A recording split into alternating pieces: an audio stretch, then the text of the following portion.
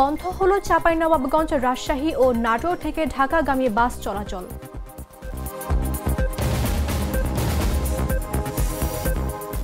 সুনামগঞ্জে pickup van ও CNG চালিত অটোরিকশার মুখোমুখি সংঘর্ষে নিহত ৩।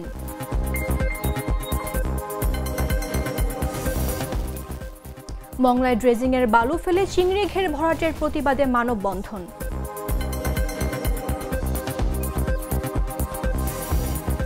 জুলাই জাতীয় সনদের ভিত্তিতে নির্বাচন সহ ৫ দফা দাবিতে নীলফামারীতে জামায়াতের বিক্ষোভ।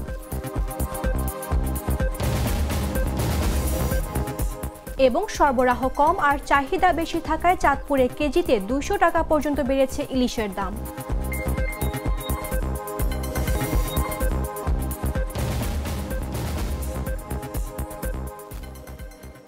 আমন্ত্রণ দেশ জুড়ে সংবাদে, আপনাদের সাথে রয়েছে আমি মামদোহা রাইসা। মশলা বদলে ফেলেছে, এবার আপনিও বদলে ফেলুন। একবার প্রাণ গুঁড়া মশলা ব্যবহার করেই দেখুন। চাঁপাইনবাবগঞ্জ, রাজশাহী ও নাটোর থেকে ঢাকাগামী বাস চলাচল বন্ধ ঘোষণা করেছেন মালিকরা। শ্রমিকদের বেতন বৃদ্ধি ইস্যুতে পূর্ব ঘোষণা ছাড়াই বাস চলাচল বন্ধ ঘোষণা করেন বাস মালিক পক্ষ। এতে চরম ভোগান্তিতে পড়েন সাধারণ যাত্রীরা। বৃহস্পতিবার রাত ১০টার দিকে হঠাৎ করে কাউন্টার থেকে এ ঘোষণা দেয়া হয়।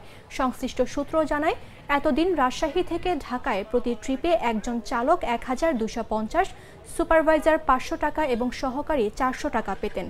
সম্প্রতি শ্রমিকরা বেতন বৃদ্ধির দাবি তুললে কয়েক দফায় বাস চলাচল বন্ধ হয়। এ পরিস্থিতি নিরসনে গেল ২৩ সেপ্টেম্বর ঢাকায় শ্রমিক পক্ষ ও মালিক পক্ষ বৈঠক করে। এতে সিদ্ধান্ত হয় চালকরা ১,৭৫০ টাকা, সুপারভাইজাররা ৭৫০ টাকা এবং সহকারীরা ৭০০ টাকা করে পাবেন।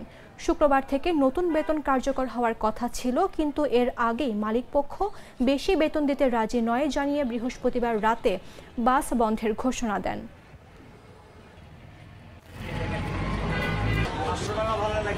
যেহেতু একটাতে আমাদের ইয়াসুর টিকিট কাটা ছিল, সেখান থেকে হঠাৎ করে জানাইলো যে বাস বন্ধ হয়ে গেছে, যার জন্য একটা তো বিভ্রান্তি।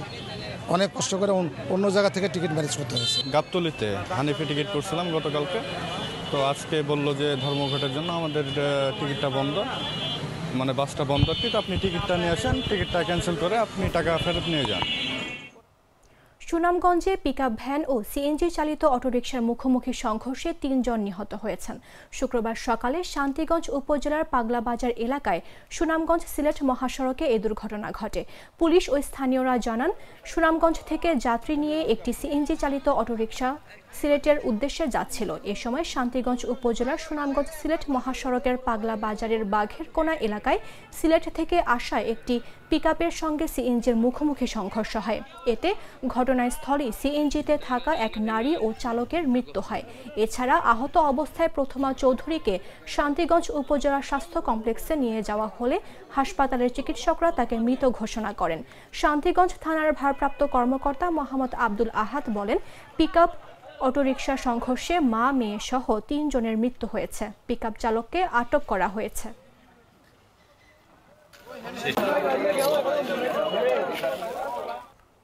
পাবনা সদর উপজেলার নলদহ নতুন পাড়া গ্রামে বড় ছেলে নির্মম নির্যাতনে ১.৫ বছর ধরে ঘর ছাড়া এক বৃদ্ধ দম্পতি। জমি জমা বাড়িঘর থাকলেও প্রাণ ভয়ে কখনো মেয়ের বাড়ি, কখনো অন্যের বাড়িতে মানবেতর দিন কাটছে নাসির শেখ ও তার স্ত্রী রবিজা খাতুনের। ছেলের বিরুদ্ধে থানার অভিযোগ করলে মেলেনি প্রতিকার। এখনও পলাতক রয়েছে মূল অভিযুক্ত শিমুল। পাবনার প্রতিনিধির পাঠানো তথ্যচিত্রের বিস্তারিত জাগর এক্স রিপোর্টে। আমার ছেলের বিচার আপনি করে দিবেন, ওই ছেলে দরকার নাই।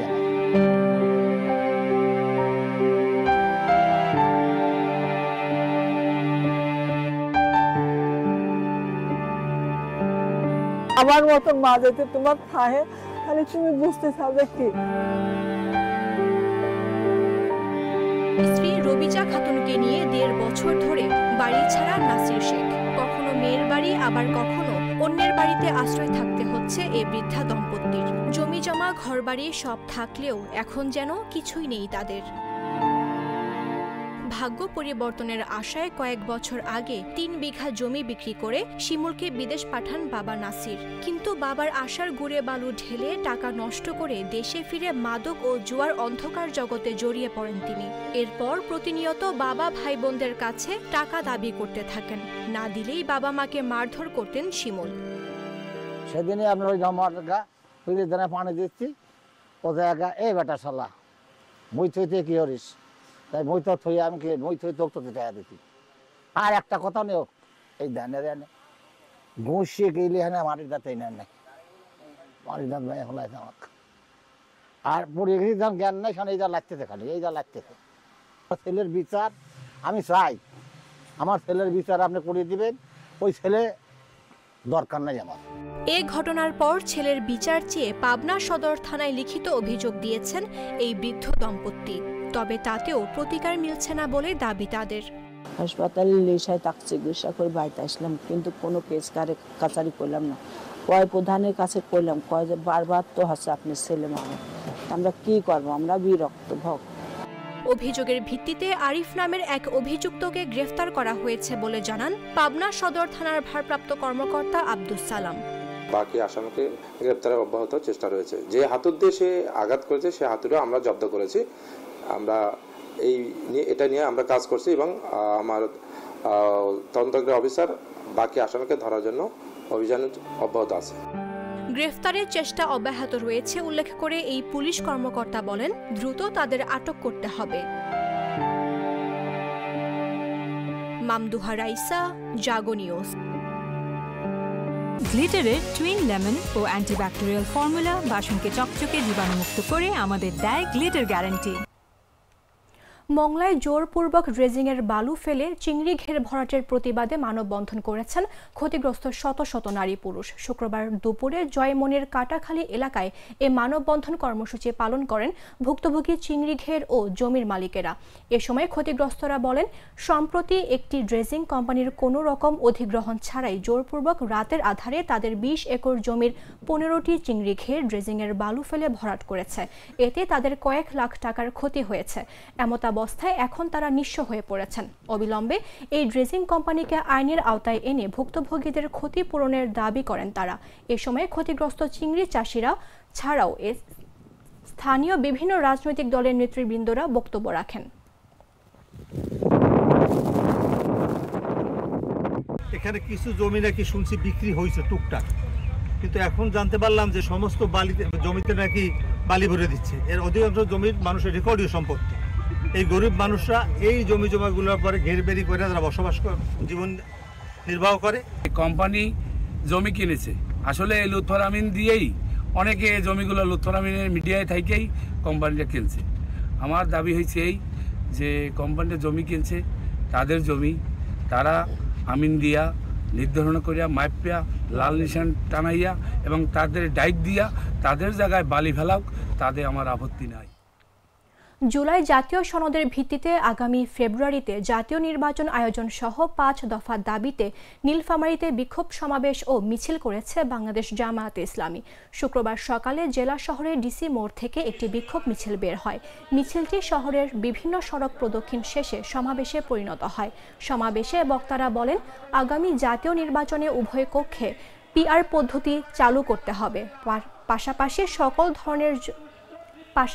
সকল দলের জন্য সমান সুযোগ বা লেভেল প্লেইং ফিল্ড নিশ্চিত করার দাবিও জানান তারা।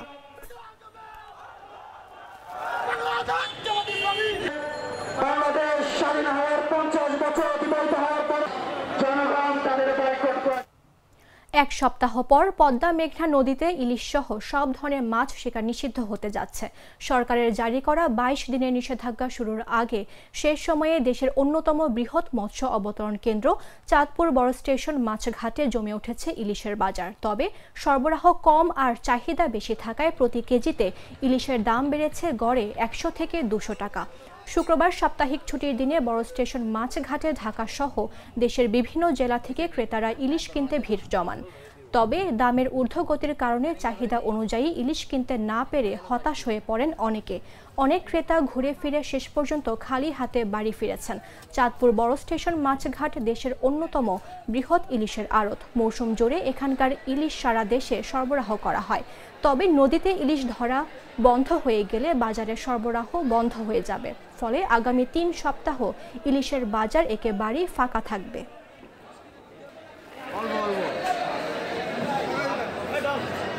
এখন শেষ সময় দিকে দাম আস্তে আস্তে বাড়তেছে, তো মাছে ভাতে যে আমরা যে আসলে বাঙালি এই পরিচয় আস্তে আস্তে ভুলে যাইতে হবে। কারণ নদীর দেশের মানুষ, আমাদের পাশে নদী, কিন্তু দেখেন আমরা যদি ইলিশ না খাইতে পারি, মাছ খায় বিনদেশি মানুষ, তা আমাদের কপালটাই খারাপ। আমরা আসলে 7 জন কলিগ কাম ফ্রেন্ড আমরা এখানে ঘুরতে আসছি, মূলত ইলিশ দেখার জন্যই আসছি। চাঁদপুর যেহেতু ইলিশের নগরী, তো এখানে এসে যেটা দেখলাম, মাছ দেখে খুবই ভালো লাগছে, ফ্রেশ তাজা মাছ। তবে মাছের দামটা মনে হয় একটু বেশি। এখন এটা হইতে পারে কোয়ালিটির বিষয় থাকতে পারে, আমরা তো সাধারণভাবে বুঝবো না। তবে প্রাইস আর একটু কমলে মানুষজন আরও আগ্রহী হবে।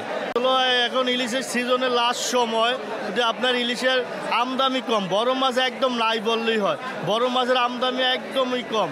আপনার শেষ সময় বিধায় কাস্টমারের চাপ বেশি, চাহিদা অনুযায়ী মাছ দিতে পারছি না, দামও বেড়ে যাচ্ছে দিন দিন। সিজনের প্রায় শেষ সময়, আপনার ইলিশ মাছের আমদানি খুবই কম, বড় মাছের আমদানি নাই বললেই চলে। ধরেন ঘাটে আজকে ছোটো মাছ আইছে প্রায় 500 থেকে 700 মন, কিন্তু বড় মাছ আইছে ধরেন সর্বোচ্চ গেলে 50 থেকে 60 মন। তাই আপনার বড় মাছের চাহিদা অনুযায়ী দাম বেশি থাকায় কাস্টমার নাই, কিন্তু আপনার দাম যেই পরিমাণ হয়েছে 1 কেজি সাইজের মাছ এখনও 2200 টাকা 2300 টাকা। টাঙ্গাইলের সখীপুরে স্ত্রী দাবি করা এক তরুণীকে গাছের সঙ্গে বেঁধে নির্যাতনের ঘটনা ঘটেছে। পরে পরিবারের লোকজন ওই তরুণীকে উপজেলা স্বাস্থ্য কমপ্লেক্সে ভর্তি করেন। বৃহস্পতিবার উপজেলার হতেয়া রাজাবাড়ি ইউনিয়নের বাজাইল এলাকায় এ ঘটনা ঘটে।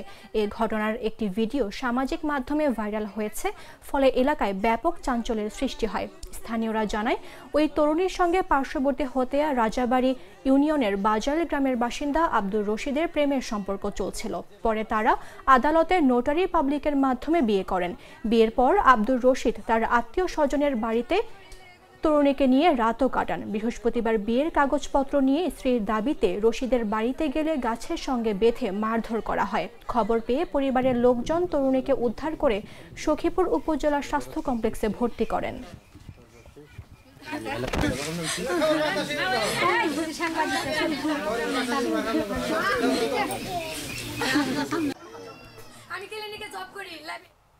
ফরিদপুরে পানিতে ডুবে 2 শিশুসহ 3 জনের মৃত্যু হয়েছে। বৃহস্পতিবার দুপুরে সদর উপজেলার অম্বিকাপুর ইউনিয়নের পশ্চিম ভাসানচরে কুমার নদে এ ঘটনা ঘটে। এ ঘটনায় স্থানীয়দের সহায়তায় 2 জনের মরদেহ উদ্ধার করেছে ফায়ার সার্ভিস।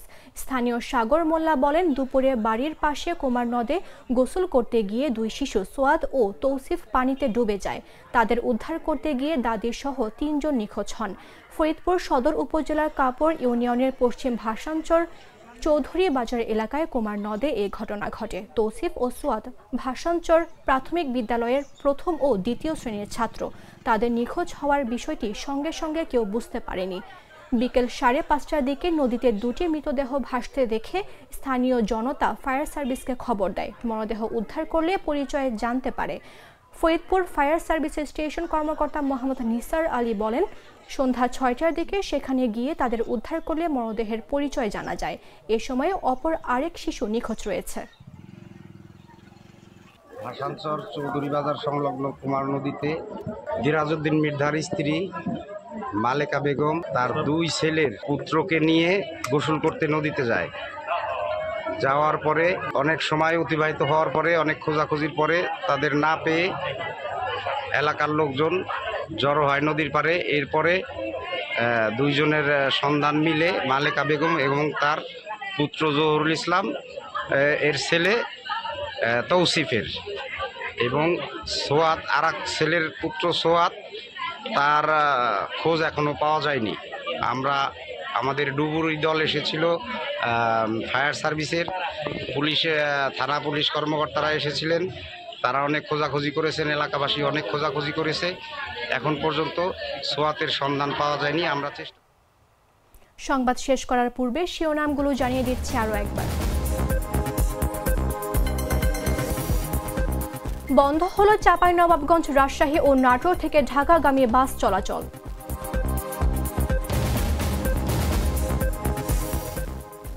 সুনামগঞ্জে পিকআপ ভ্যান ও সিএনজি চালিত অটোরিকশার মুখোমুখি সংঘর্ষে নিহত 3।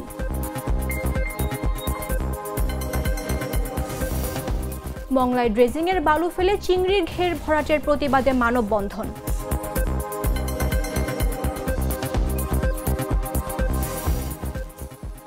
জুলাই জাতীয় সনদের ভিত্তিতে নির্বাচন সহ 5 দফা দাবিতে নীলফামারীতে জামায়াতের বিক্ষোভ। এবং সরবরাহ কম আর চাহিদা বেশি থাকায় চাঁদপুরে কেজিতে 200 টাকা পর্যন্ত বেড়েছে ইলিশের দাম।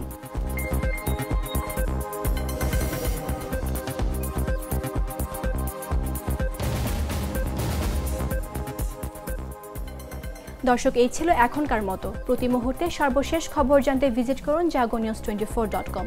ফলো করুন আমাদের ভেরিফাইড ফেসবুক পেজ এবং সাবস্ক্রাইব করুন জাগো নিউজের ইউটিউব চ্যানেল। ধন্যবাদ সবাইকে।